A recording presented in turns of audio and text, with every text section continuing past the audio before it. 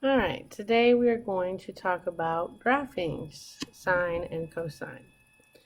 Alright, so we're going to talk about the sine function today. Your sine function is a wave, okay? And for sine x, it starts, well, it doesn't start, it continues in both directions forever and ever, but we like to, the way I always recognize sine is unless you do a phase shift or vertical shift, sine always passes through the origin. And then it finishes at 2 pi. So if you cut that in fours, this would be pi over 4. This would be pi over 2. This would be 2 pi over 2, 3 pi over 2, and this would be 4 pi over 2, which is 2 pi.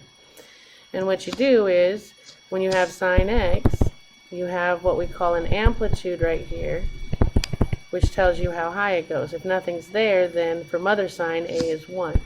So the next mark at pi over 2 goes up to the amplitude. Then at the next mark, it's back at 0. At the next mark, you go down to its amplitude, which is -1, and then back to 0. And it just keeps following that pattern. But that's what we call the sine wave. And right there in red would be one period of sine, one cycle, one period. Okay, so some things you should know about the graph of sine x. The domain is negative infinity to infinity because it goes forever and ever both directions. The range is -1 to +1, unless you do a phase shift or a vertical shift, or you change your amplitude. Okay, your range will always go between your upper amplitude and your lower amplitude. So for mother sine, that's between -1 and 1. The period is 2 pi, and that means that the graph pattern repeats itself every 2 pi's, and it's an odd function. Alright, so amplitudes and periods. When you have an equation, y equals a sine bx, your amplitude is the absolute value of a, and your period is 2 pi divided by b, whatever's touching x. Okay?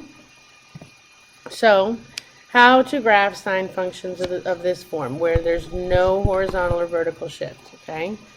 If there's no horizontal or vertical shift, you want to find the amplitude, which is the absolute value of whatever number's in touching sine.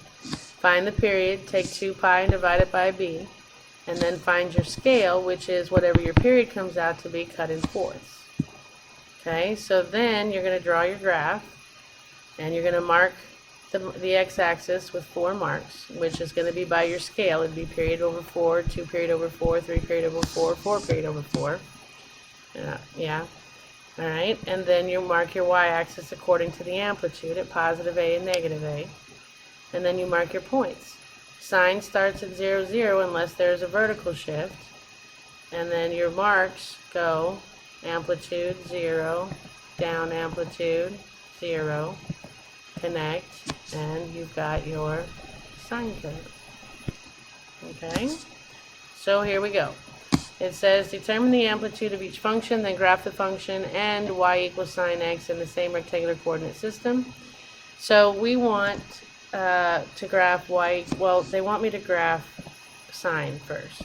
Sine oscillates between +1 and -1, and sine goes 0, up amplitude, 0, down amplitude, 0. That would be sine. Yeah? To do this one, alright, we're going to get our amplitude, which is going to be the absolute value of 1/3, which is 1/3, which means it's only going to go as high as, I don't want to use blue, I'm going to use purple. Okay, it's only going to go as high as 1/3, and it's going to go as low as -1/3. My period is going to be 2 pi divided by 1, because if nothing's touching x, it's a 1, which is 2 pi. My scale is going to be my period, which is 2 pi divided by 4, which reduces down to pi over 2. So this mark becomes pi over 2, this becomes 2 pi over 2, 3 pi over 2, and 4 pi over 2. And so now when we graph, all we do is we start at 0 still, but now we're only going to go as high as 1/3, then down to 0, then down to 1/3, and then back to 0. You can see that it's a vertical shrink. Okay, that's going to be a vertical shrink, and it shrunk. Okay, so if we do this one, Alright, if we graph sine, here's 1, here's -1. Start at 0, up amplitude 0, down amplitude 0. There's mother sine. Okay, my amplitude is going to be the absolute value of -3, which is 3, which means I have to go as high as 3 and as low as -3 for my graph. Okay, we got to get our period, so we're going to take 2 pi over 1, which is 2 pi. Cut that in fourths, that's pi over 2. So my beginning mark is pi over 2, add a pi over 2 is 2 pi over 2, plus a pi over 2 is 3 pi over 2, plus pi over 2 is 4 pi over 2, which you can see is 2 pi, which is when it should end. And then you just go, sine starts at 0. Now normally you would go to up amplitude, but this negative is going to reflect it over x. So your next mark, instead of being at +3, is going to be at -3. Then my 0, then up to +3, then back to 0.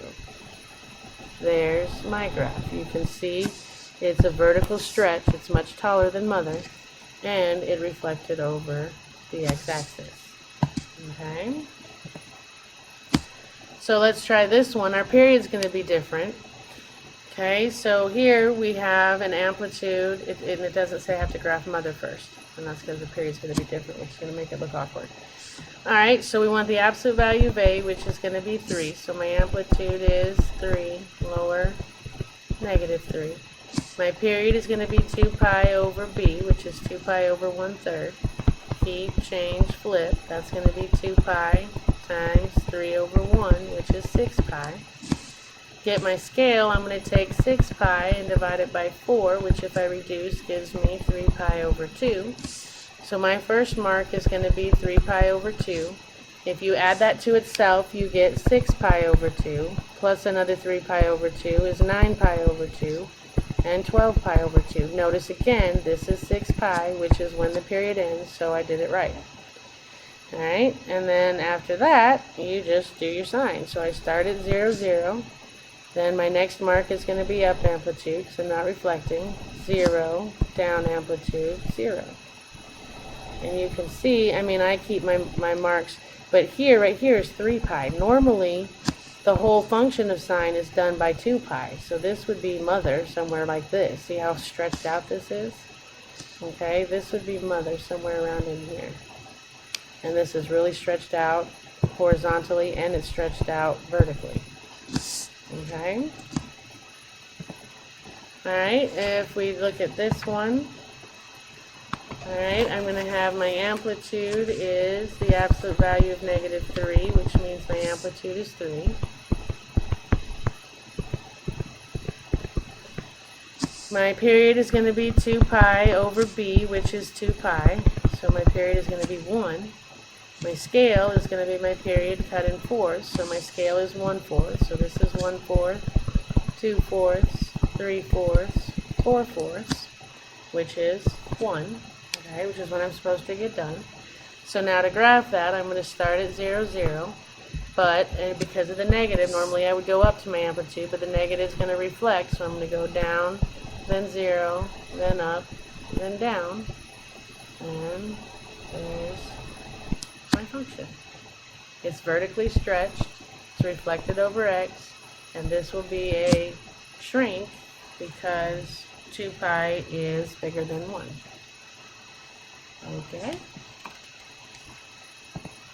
Alright, so now what if you do have horizontal or vertical shifts? In other words, what if you have something added or subtracted inside and you have something added or subtracted on the outside? It's going to be the same thing. You still find your amplitude, you still find your period, you still find your scale, but now you have to find a phase shift and a vertical shift. To find your phase shift, you take whatever C is and divide it by B. That will be your phase shift. Remember to change the sign of C. Alright, and that's what that's going to do is that's going to shift you right or left. I didn't draw it if it shifted it left, but if it would shift it right, okay, instead of sine starting at 0, 0, it's going to be at 0, 1 mark over. And that 1 mark, you're going to start your scale at the phase shift, which would be at C over B. Okay, so if I do that, all right, then what you do is your mark 1 would be here, then your next mark, and you get your next mark by adding another scale to it. Alright, then you would go up amplitude 0, down amplitude 0. It's just going to shift it over. And then obviously if you've got a vertical shift, that's going to make it higher or lower than your amplitude. So to figure out, that's why I've got these, to figure out your new one, whatever your amplitude is, you'd add or subtract your d2 to figure out how much higher you go. And same with if it's at 0, you would add or subtract your d to it. Alright, so we have determined the amplitude, period, scale, and phase shift, then graph 1 period of the function. Alright, so my amplitude is going to be the absolute value of 1/2, so it's 1/2. And I don't have any vertical shift, so it's going to be up here at 1/2 and down here at negative 1/2. My period is going to be 2 pi over b, which in this case is going to be 2 pi. My scale is going to be 2 pi cut in fourths, which is pi over 2. So this mark is 1 pi over 2, 2 pi over 2, 3 pi over 2, 4 pi over 2. And then I've got to get my phase shift. My phase shift is going to be c, which is pi over 2, divided by negative, because it's positive there, so it's going to be negative, divided by b, which is 1. So my phase shift is negative pi over 2. My vertical shift is nothing. So what I have to do then is my first mark is going to be over here at negative pi over 2. Oh, I shouldn't have done that yet. You can't do that yet without your scale. So once I figure out my scale, this is negative 1/2. My first mark has to be at negative pi over 2. And then to get my next marks, I add pi over 2. Well, negative pi over 2 plus pi over 2 would be 0. Plus pi over 2 would be pi over 2. Plus pi over 2 would be 2 pi over 2. Plus pi over 2 would be 3 pi over 2. You need a total of 5 marks. 1, 2, 3, 4, 5. So that's as far as I'm going to need to go to complete my 1 period of this. Excuse me.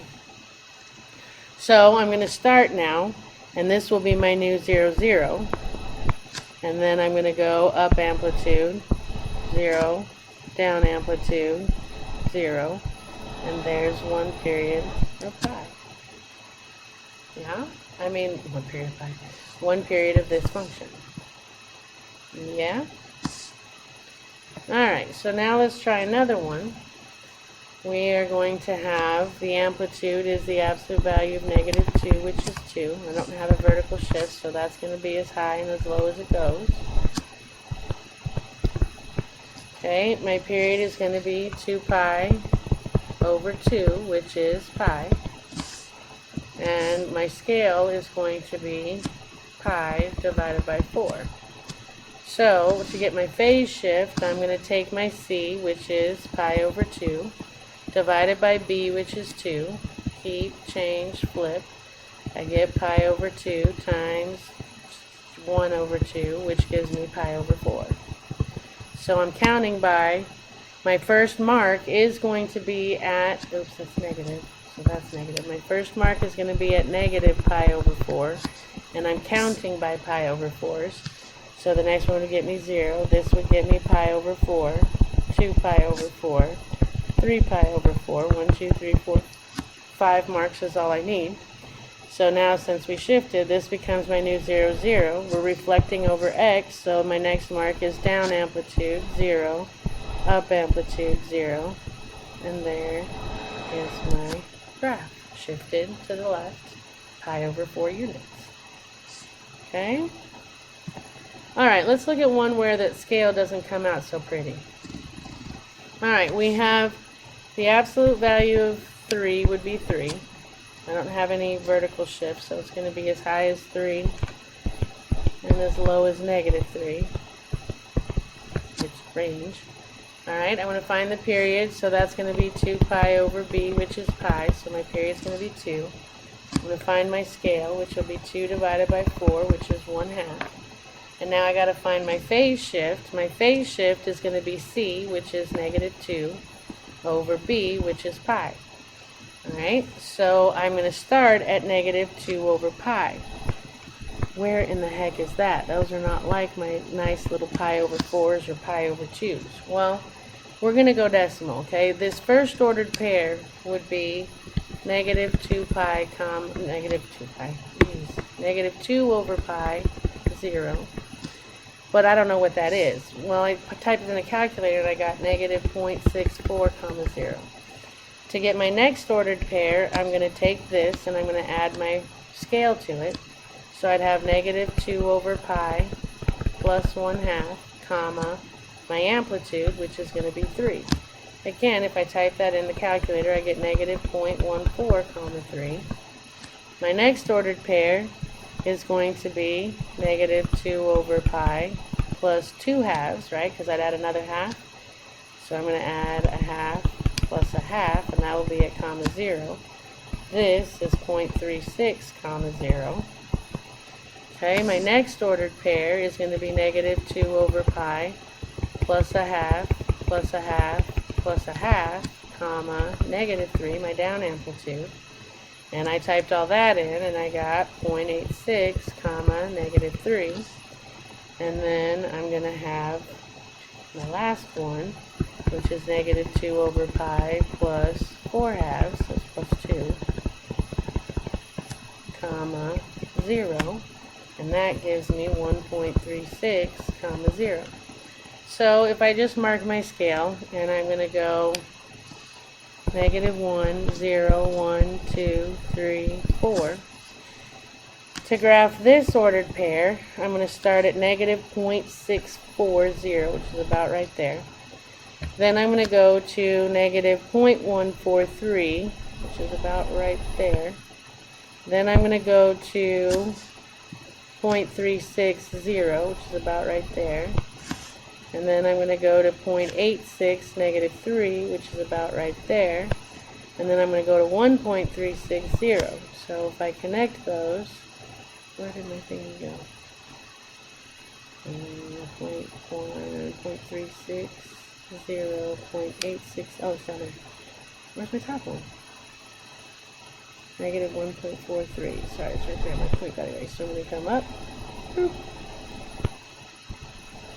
Boop. Boop. There we go. Okay. Alright, so if we try one more, that's not so pretty.